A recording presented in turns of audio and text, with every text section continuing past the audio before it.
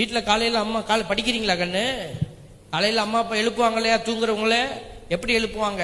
கண்ணே மணியே என் அமுதே எழுந்திரியம்மா, 7 மணி ஆகிவிட்டதே, நீ காலேஜுக்கு செல்ல வேண்டாமா? 6 மணி ஆகிவிட்டதே, நீ காலேஜுக்கு செல்ல வேண்டாமா? பஸ்காரன் வந்து பாம்பாம் என்பானே, எழுந்திரியம்மா அப்படின்னு சொல்லுவாங்களா?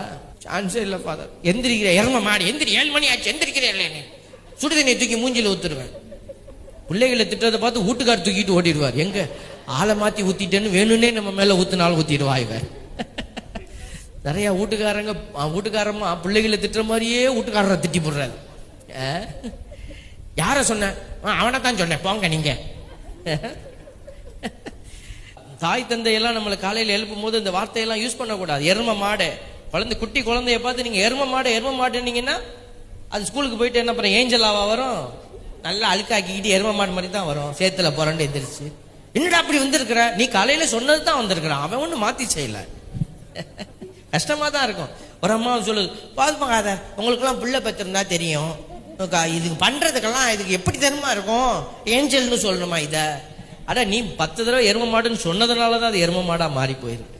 நீ ஏஞ்சல்னு கூப்பிட்டு பாரு, அது ஏஞ்சலா மாறிக்கும். Praise the Lord, hallelujah.